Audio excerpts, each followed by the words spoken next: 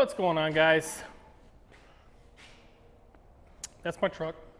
Well, that's the sky. That's my truck.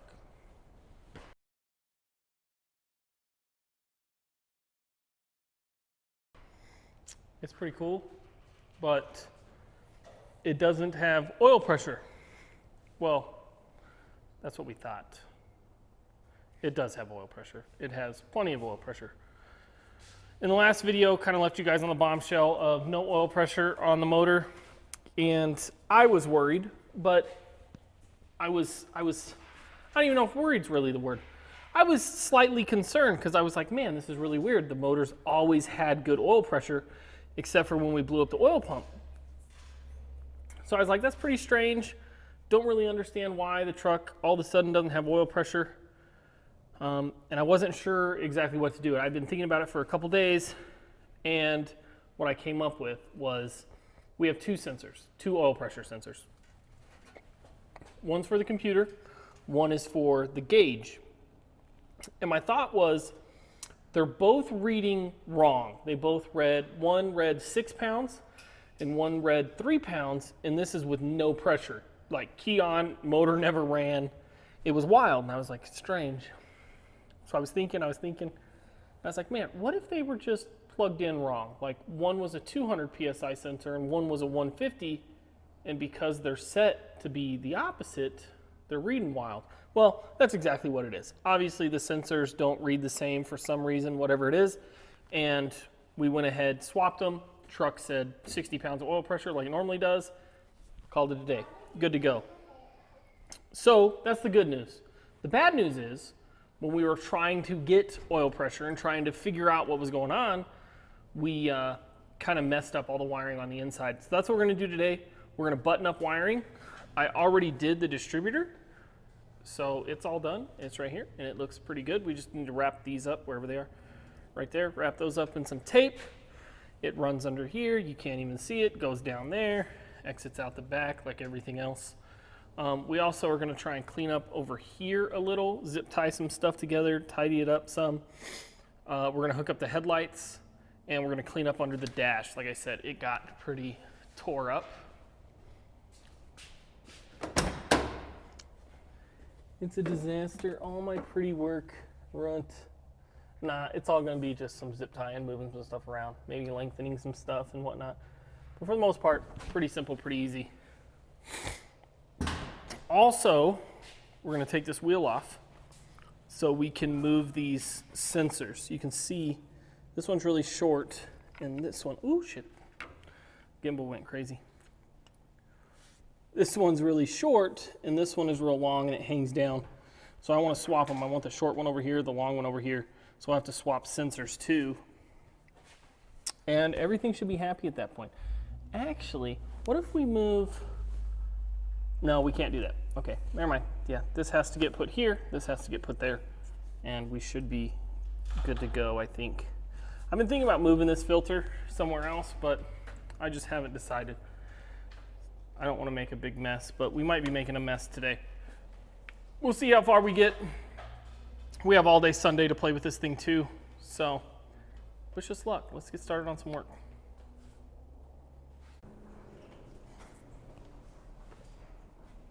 So this thing's pretty messy. This is the microsquirt setup. It wasn't the best job. It started off pretty good, and then I used those stupid low heat solder connector heat shrink things. They were junk. Do not buy those. Complete waste of money, complete waste of time. I had to redo everything. These crimp ones are much better, but their quality seems to have maybe gone down too. I don't know. Simple, looks much better.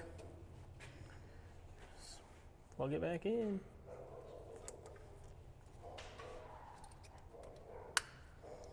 Dunzo.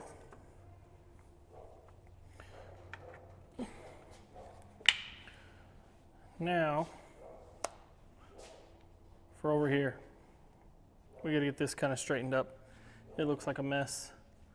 So we use some zip ties Also over here, we'll probably try and clean up a little bit. I don't know if you can see. This runs separate from everything. It's a vacuum line, I guess. That's what it seems to be. I don't know where that goes. Oh, that goes to my old map sensor that we're not using anymore.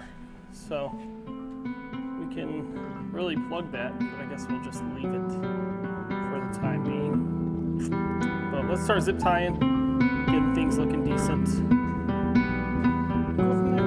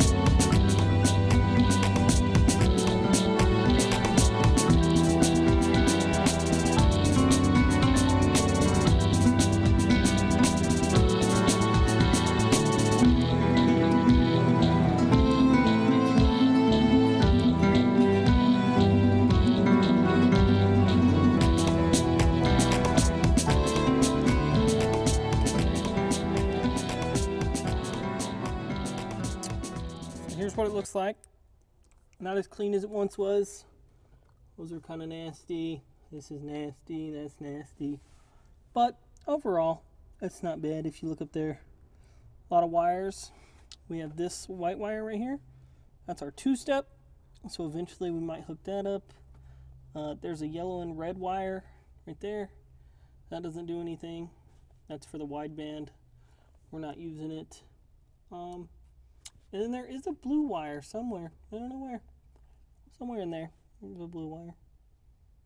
Oh, no, there's not. There shouldn't be. Yeah, there's 6. So one should be going to the wastegate. This one goes to the fuel pump.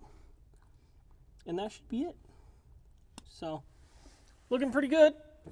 All that's really left to do is, wiring-wise, is make the headlights work, which we got to figure out. These guys, so you can see that one's got a, I don't know if you can't see, it's got number 5 on it. One of these is number 1, right? Because we got 2 leadmen, 1 going there, so that's 3, and then here's 3. So one of these has to be number 1, which is what I want to use for headlights. So over here, I want that to be headlights. That's ECU on. Whoop, there she is, come alive. This is regular fan. This is fast fan. So then I'll have these 2 for whatever. So that's 1, 2, 3, 4, 5, and we don't know. So we gotta find 1 and 6, which 6 won't work because there's no relay. But we should be able to find 1 somehow. So let's figure that out. We'll deal with that later. I'm not too worried about the headlights. Yeah, everything's looking pretty good. All right. Looks good in there. Looks decent out here. Got to hook up the headlights. So I got my wire on there. Then we'll finish a little bit of wire wrapping up here. And that's it. Wiring for the, whatever this thing's called, the Fueltech, will be finished. This will be part 3 and we're all done. So that makes life real easy. This ECU makes life really easy. It's able to do a lot of things that the micro squirt just wasn't able to do. But anyways, let's finish up here. Crimp that guy. We're gonna strip these 2. We'll go in like that. What, baby? Yes, I have the thing. The strippers.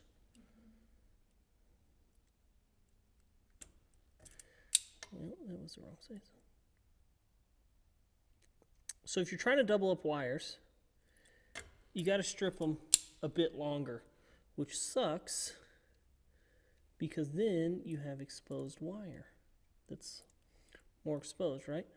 But if you're using these heat shrink things, these heat shrink butt connectors, they have quite a bit of extra there.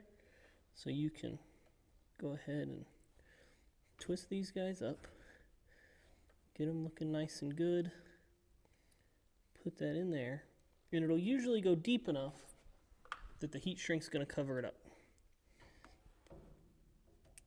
So then you just pinch the shit out of that. Now it's good and good. So now we'll hit it with heat gun, and then we can do a little bit more electrical wrap in there. Maybe we'll wrap this ground wire down here with electrical tape too. But anyways, I want to bring you guys over here real quick. I got to get my extension cord. So the red truck's in here. We're working on it. It, we think has a blown head gasket. Not 100% sure. If you guys haven't seen this truck before, it's a, hold on. It's a 1972 Chevy that my grandpa built. I guess he had it built. I don't know. Whatever. Anyways, regardless, it's a 383 stroker, Brodex heads. I don't know what cam. I don't know nothing about nothing except for what I just told you. But we think it's got a blown head gasket, so we're pulling the heads, getting them checked. The intake manifold's already on the ground. But this will be in the next video. We'll be messing with this thing. Then we'll be on to those until we get this guy tuned. So we're getting there. Other projects, things in the work. If you guys like old trucks and American V8s, stay tuned. We're going to be playing with them. All right. So if you guys come over here, I went ahead, wrapped the ground wire black. So it's black now, looks a little better. I got all this buttoned up. Headlights should work. Let's give them the good old test. Should be number 5245. Look at that, look at that. So boom, we got headlights. So we got fans, we got ECU, we got headlights, we got other fans, because there's 3 fans on this truck. But yeah, that's it. Wiring done. All the wiring is finished on this truck,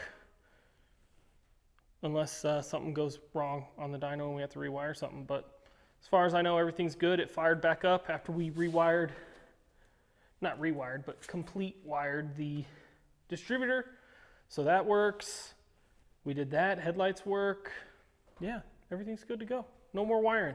So that's how you wire a hard body. Anyways, I'm out of here. I'll see you guys later.